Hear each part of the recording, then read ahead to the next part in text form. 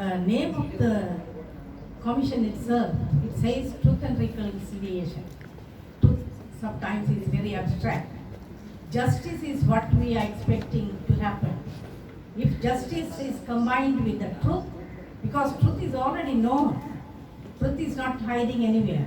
But normally they say, lies flies, truth sleeps. In our country, truth is already sleeping. Only we have to awaken it. It is already there, nothing to be just to explore again and again. I don't think it is very necessary. As already said by other speakers, so many commissions, so many institutions, everything, they have already brought out what is the reality. Reality is already known, and justice has never been met. That is what we are waiting for. The commission should be named as Truth, Justice and Reconciliation. Reconciliation would happen by itself. We cannot bring reconciliation without meeting the demands, the loss. Looking at a gentleman was now coming with an arm, without an arm. Just looking at that person. Everyone is affected, not that only these affected people are affected. I am affected. If you slang a door, I would go mad because of the situation we have faced. So it is not that there are people who are affected in groups, or maybe you can name them. The whole community is affected. So it is very necessary that the commission, and I am very sad to hear that this is a temporary group or temporary institution or organization. You said that we are here to collect information and provide it to the parliament.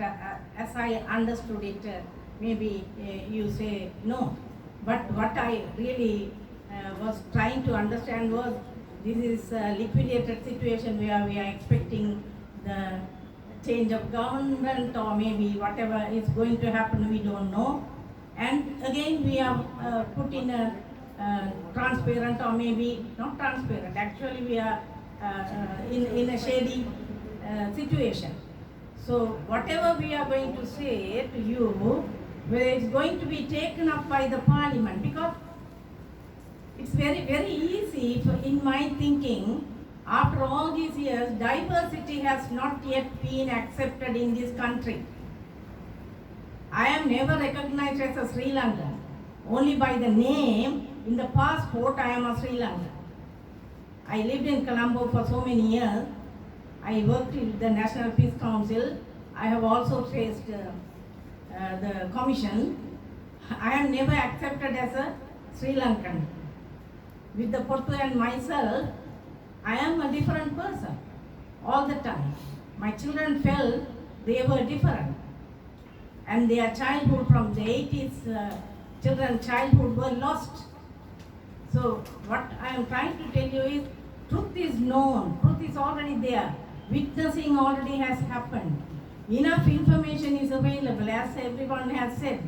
And now I also talk on behalf of the women. Many elder women have died searching for their missing son, daughter, son-in-law, husband. Many have died. Who is going to be there to witness you, to give you the right information now? Already information has been given. People are affected. No justice has been done. Nothing has been implemented, at least at a smaller scale.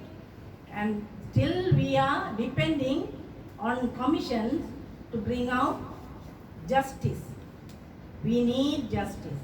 Truth is already available. Reconciliation would happen if justice can be implemented. I think, Thank you. Thank you. That's a very valuable comment, and I think I'll respond to that. That has been established to draft this law and lay the foundation for establishing a permanent commission. But the permanent commission will come into play when the draft bill is accepted by Parliament, passed, and it becomes the Act of Parliament. Then the commission will be created. They will be a permanent entity, but not us, right? So that's the first thing. Then with regard to the truth, you said the truth is out there, truth is known. Madam, in a problem like this, in a situation like this, there are different versions of the truth. Your truth may be different to my truth. And the truth of a lady in the eastern province or a father in the northern province will be different to the truth of a person in the south. There are different versions of the truth, which we need to understand. If we try to narrate one particular truth, it will always look at only one side of it. But what we need to understand is we need a state narrative evolved eventually to say that, from the time we talk, that's why I started by saying, from the time we got independence in 1948, you come all the way up to 1983, various, external factors, policy decisions, politically motivated decisions have created these fractions, among us. You said that, you don't, feel as if you are a Sri Lankan, when you are in Colombo. But I would argue otherwise, because 50% of my friends are Tamil and Muslim, and none of them complain of discrimination. But I'll give you one example. If we try to think like that, so I was a year 6 student when the government as a policy decided to introduce Tamil medium or Tamil as a subject, to school. I'm just giving a personal example. I still remember my class teacher was Mrs.Ramalingam, and I was the class monitor. He walks into class, where is the monitor? There's too much noise in the class, whether with or without there being noise, starts with 4 slaps on my face. 1981, I'm referring, right? And that particular year, my average we had 12 subjects, for 11 subjects, my average was 97. For Tamil, I scored only 40. I just couldn't study because I was harassing the class. Now today, am I holding a grudge? No, right? Because there were problems. So if you felt that you didn't belong in that particular class as a 10-year-old, I didn't belong in that class. I didn't feel that I belong. I felt that I was being discriminated for this particular reason. So all of us have issues. That's why there are different versions of the truth. We need to go beyond that. We need to go beyond that. So if we are going to go beyond that, the recording of the truth and the justice here that you are talking, we can't look at it from one particular perspective. Justice for whom? Justice for only the minority, community in a particular part? Can't be, because there are also atrocities. Now, last week, again I must tell you, we started the field visits from the north, east and all. Then we went to the border villages. When we went to the border villages, they say, sir, nobody came to listen to us. Not the government, not this international body, not the NGOs, and they were showing pictures of, how they were taken at that time, how pregnant women, their stomachs were, cut open, and the babies were taken out and killed. Now, don't they need justice? So there are different versions of justice, different versions of truth. So when we talk about that is why it's important to focus on reconciliation. And I gave you one example. When we try to bring justice, right? Sometimes it's difficult to identify the wrongdoers because of lack of evidence. Like somebody said, going back to 83, if something incident happened in 85, how do you look at evidence now? But we can always identify a victim, right? And that victim and the victim's families and the legal heirs, the people who have been left behind can be looked after. But if there is a wrongdoer with clear evidence, obviously they have to be punished. I am not saying that they shouldn't be. They have to be. So justice will be there.